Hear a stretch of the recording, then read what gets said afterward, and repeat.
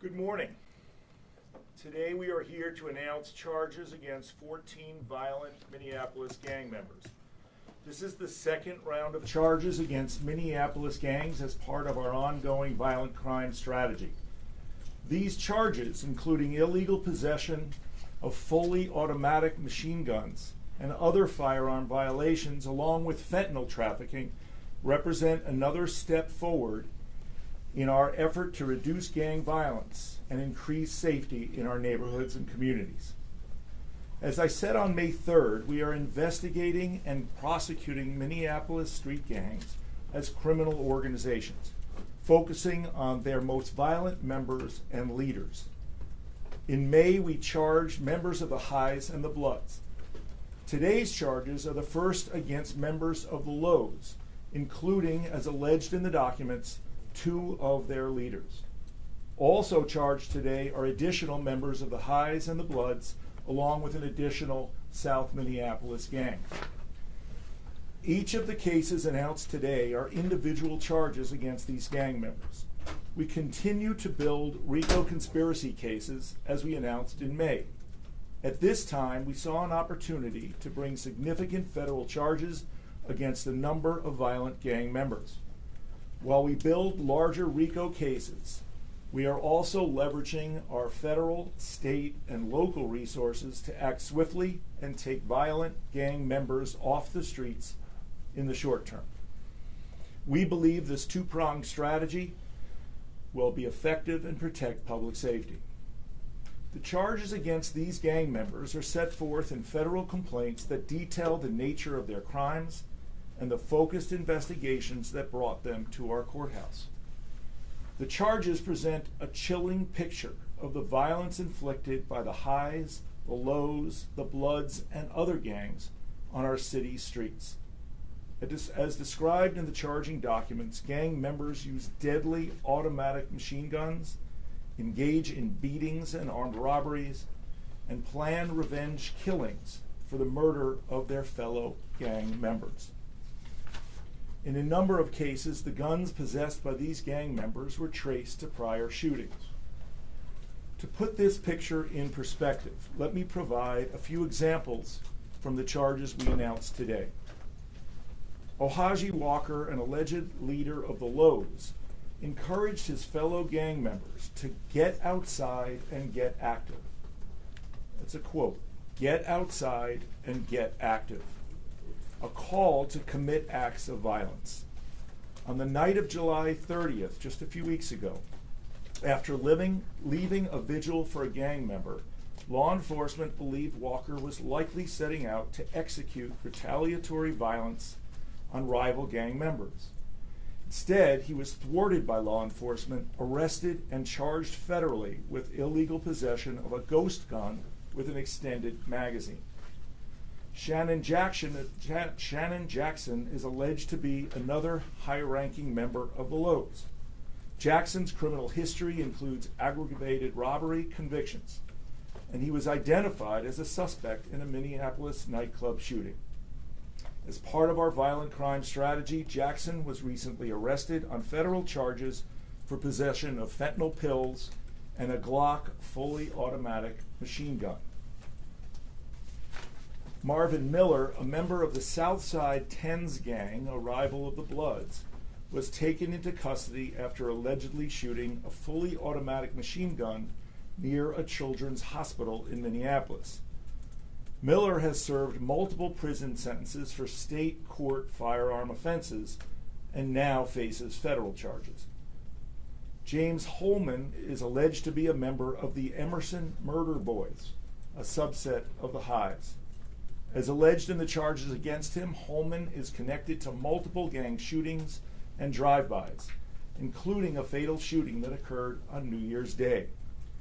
When Holman was arrested on these federal charges, he was in possession of fentanyl pills, a fully automatic machine gun with an obliterated serial number, and a loaded 50-round drum magazine. Holman has prior convictions for violent offenses. This is just a snapshot of the violence we are working to address. Gang members possess dangerous machine guns and ghost guns to intimidate, threaten, and kill. All of us here today are focused on enhancing public safety by taking gang members off the streets. With me today are the Minnesota leaders of the FBI, ATF, BCA, DEA, and the Marshals Service, as well as our police chief and sheriff, who will be speaking next. Each one of these agencies plays a critical role in our mission to reduce shootings, fentanyl trafficking, and gang violence. My federal partners and I are particularly grateful for all of the work BCA investigators and analysts do every day to help make these cases.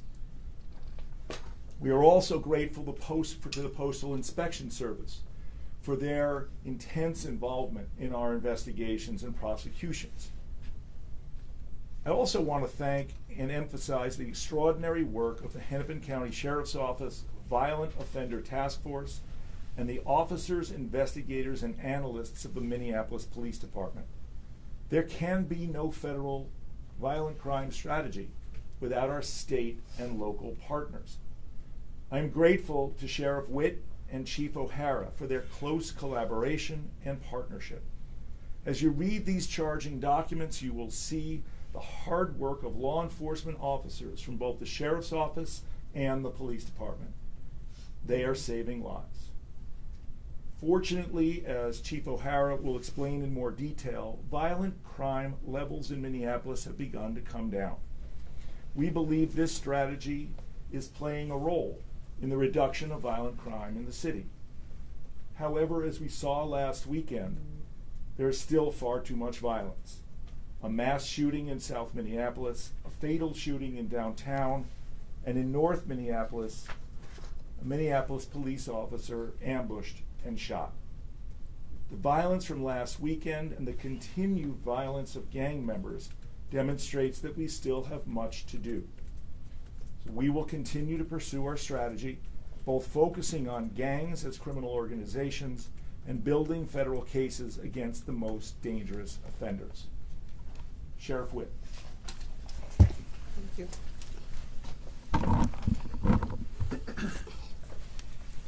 This is a good day to fight against violent crime in Hennepin County. I want to start by saying I'm immensely proud of the dedication, persistence, and partnership demonstrated during the investigation into these individuals and the execution of these arrests. The collaboration on these cases from the beginning to today has been remarkable. Federal, state, and local partnership is critical to reducing violent crime and addressing the drug overdose death epidemic. Working alongside the FBI, the ATF, U.S. Marshals, BCA, and MPD, we have been able to achieve outcomes that make it clear and tangible impact on public safety in Hennepin County. This type of police work takes patience, it takes resources, and it takes skill. Our intelligence analysts put in a tremendous effort to gather the necessary information to pursue these charges. Our Violent Offender Task Force and Emergency Service Unit played key roles in detaining multiple individuals that were named here today. As you see the collective efforts of our local, state, and federal partners, we have resulted in charges being brought against individuals who have wreaked havoc on the peace and safety of our communities. We take pride in the accomplishments we are sharing today, but we know that there is still more work to be done. While we have seen a decrease in violent crime rates recently, they remain at unacceptable levels. Homicides in Hennepin County are down 27% in the first half of this year compared to the same period in 2022. They are down 34% compared to that of 2021. Even with these decreases, we have had more than double the number of homicides this year in Hennepin County than we had at this point in 2019. We have made a lot of progress, but we still have a lot of work to do to reduce violent crime to below the pre-pandemic levels. That's the commercial. You wish you were somewhere else. Okay. A decrease in the overall crime rate says nothing about the individual impact each and every instance of violence has on the victim, the family, and our communities. As Attorney Luger mentioned, we cannot delay action and wait for more people to become victims. Our community needs a break from the violence right now. People living in everyday neighborhoods, in every neighborhood, deserve their lives to be free from fear. We will continue to tirelessly pursue the individuals causing harm. We will always uphold our duty to investigate and apprehend those committing crimes in our county. We depend on our criminal justice partners to hold offenders accountable and with appropriate charges as well as consequences. These charges are indicators that meaningful action is being taken to not just get violent offenders off our streets, but to keep them off.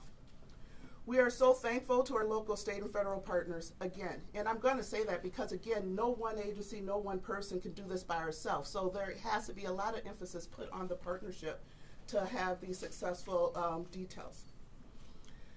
I want to also include the efforts of our suburban chiefs and mayors who have partnered with us across the line to reduce violent crime in their county. Our votive team consists of members from our suburban police departments, so I want to make sure I mention them as well. As we all know, crime does not follow rules, nor does it have geographical boundaries. This is life-saving work, and we will continue doing it day in and day out. If you are contributing to the violent crime and overdose deaths in Hennepin County, know that we are working together with our law enforcement partners and our community members to take our street back. We don't want it. We don't want people living in fear. We don't want people not knowing what to expect from their leadership, their law enforcement leadership. We are partnering with our community members to get the job done. I am also proud of the individuals across all of these agencies who have continued to contribute, making Hennepin County safer to everyone. And that includes you, the media, helping us get the word out to make those impacts so people know we are not sitting back doing nothing. We have men and women working every day hard to bring peace to our communities, and we welcome partnerships with everyone. Thank you. Next, we will hear from Police Chief Ryan O'Hara.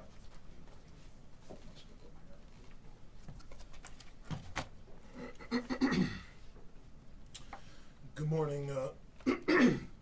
First off, thank you, Sheriff, for your leadership, particularly around the Violent Offender Task Force from the Sheriff's Office, and a special thank you to the deputies of the Hennepin County Sheriff that are out there in uniform with us day in and day out.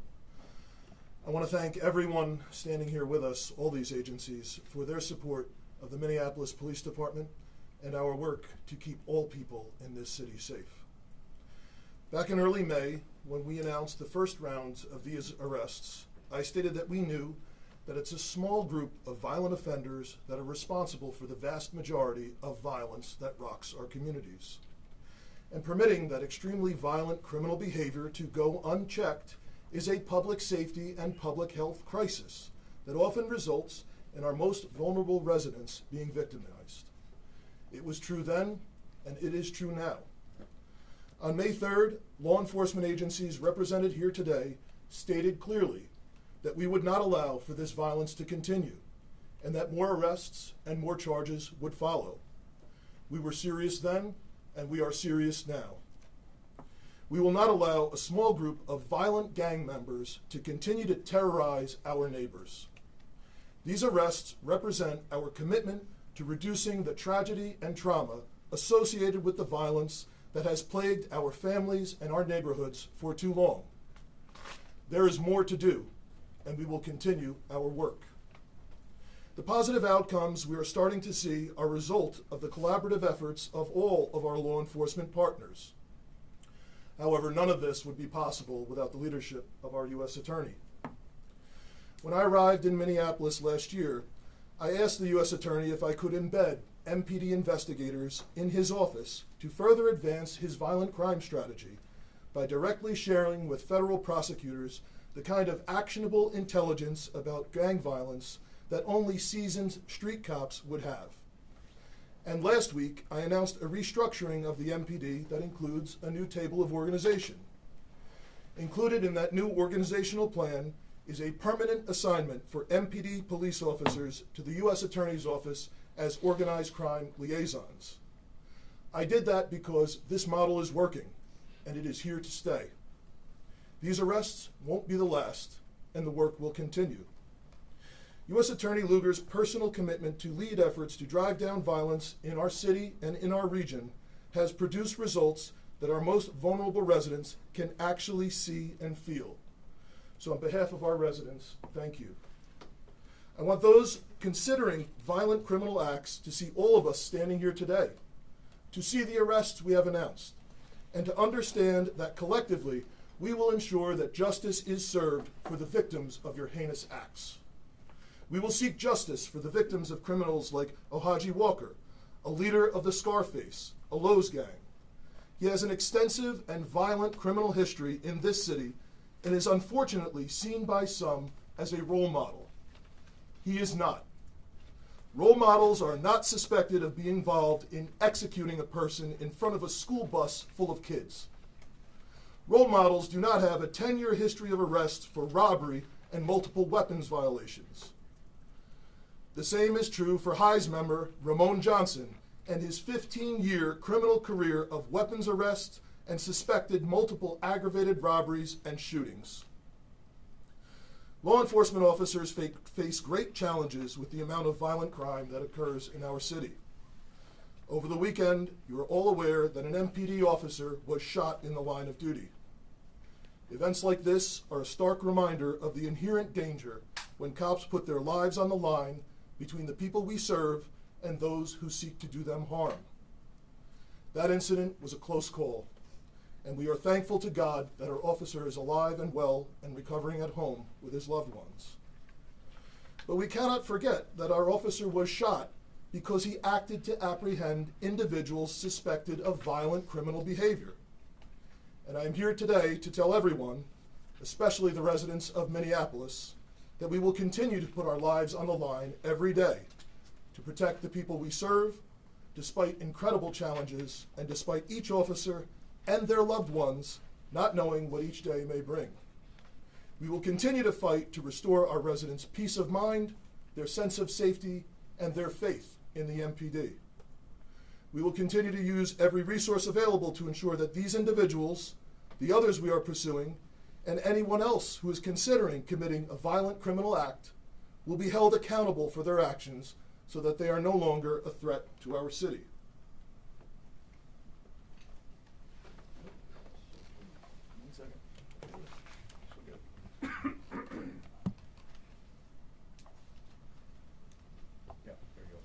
Because of the partnerships represented here today, I can say with confidence that gun violence is trending down in Minneapolis. For too long, the violence and trauma detailed in these complaints had become normalized. But let me be clear, there is absolutely nothing normal about the sickening violence detailed in these complaints. It is unacceptable and it will not stand. After 3 years of trauma and violence to too many of our residents, we are starting to turn a corner. To date, there have been 127 fewer families who have had a loved one affected by gun violence this year compared to last. Despite having the lowest number of sworn members in the MPD in decades, the level of gun violence in Minneapolis this summer is dropping to near pre-pandemic levels. In fact, the infamous West Broadway and North Lyndale corridor, we have had just one shooting victim in all of 2023. That's compared to 30 at this point in 2022, 38 in 2021, and 32 in 2020. Even in 2019, there had been 9 at that area. That decline is due to the efforts of the members of the MPD and all of our law enforcement and community-based partners who identified a problem area and came together and addressed it. Together, we will fight to see further declines to ensure that there are even fewer victims in other identified problem areas across our city. But none of this would be possible without the incredibly hardworking officers of the MPD and this partnership of like-minded federal, state, and local law enforcement agencies. So again, on behalf of the people of Minneapolis, I thank you for your support.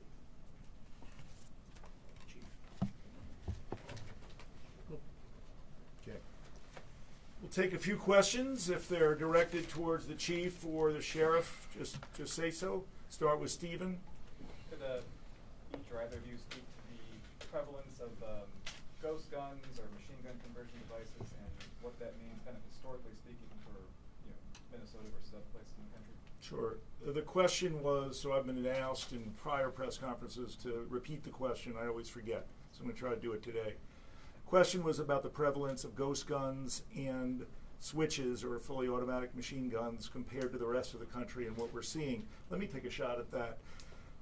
As you can see in the charges today, more and more of our violent crime cases involve fully automatic machine guns, typically Glocks equipped with a switch, as well as more ghost guns. We are not seeing as many ghost guns here.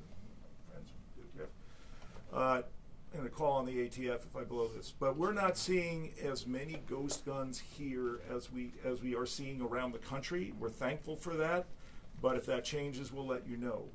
The proliferation of switches, which are the fully automatic machine guns, is deeply troubling, and we're getting it the same as everybody else is.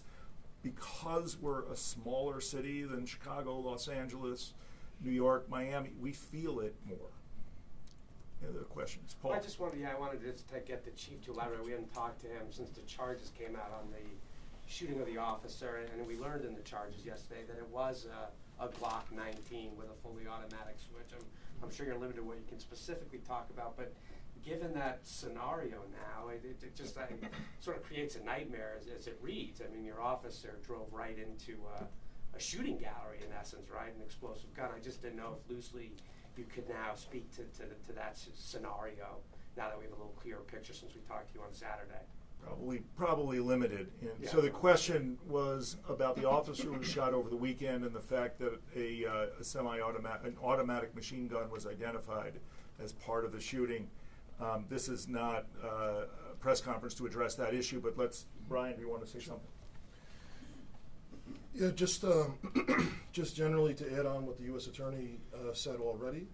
Recovered in that car was one handgun was a Glock modified with a switch, and the other was a ghost gun. So while ghost guns have been more prevalent on the West Coast and increasingly more so on the East Coast, they are not so much here, but they are becoming increasingly common being recovered in crimes. In terms of automatic gunfire and weapons that we're seeing that are modified by switches, that is still very much a problem here. However, we know through data from ShotSpotter and recoveries that there has been some decline compared to last year. It varies at points during the year. At some point it has been as much as nearly a third. However, there's still a whole lot of work to be done by that. Matt? I noticed most of these cases were charged by complaint. There's one indictment. Are you going to bring the rest of these to the grand jury? Can we expect additional charges? Sure. And what about RICO this time? So 2 questions from Matt Sepik. One, most of these are charged by complaint. Will we expect more charges? And the second question is, if I got it right, what about RICO? Yeah. On the first question, the decision was made to make arrests quickly, as these are violent offenders who we wanted to get off the street quickly. We can do that by complaint in the federal system, and then need to bring the case to the grand jury in a specific amount of time. It's our intention to do so. So that's on the first. On the second question, our teams are hard at work pursuing broad RICO conspiracies, as you saw in May. It takes time. And what we decided collectively was, rather than wait for the conclusion of those investigations and building those complex and detailed cases, we would get these people off the streets quickly and swiftly. Yeah, Lou? Are all 14 of them in custody? Yes. And then as a follow-up, and this might be for the chief and the sheriff, just as a generally, can you explain how the police work is being done? Is it MPD officers working side by side with deputies, working with FBI agents, kind of just the logistics of like who's doing the police works that build these cases along with the attorneys? So Lou's questions, I'll defer to you guys, is first of all, how would you describe the police work that goes on and the partnership that makes these cases? There was a second question, I'm sorry, Lou. Yeah, and then I just asked if they were all in custody. Oh, are they all in custody? Yes. And the answer to the first question about custody is yes. I'll defer to the sheriff and the chief on how the officers work with federal agents and the attorneys. Do you want to do that? So, yes, they do work a lot together. You know, MPD has analysts, Hennepin County Sheriff's Office has CISA, which is our analysts who help build the cases, who connect all the dots with each other.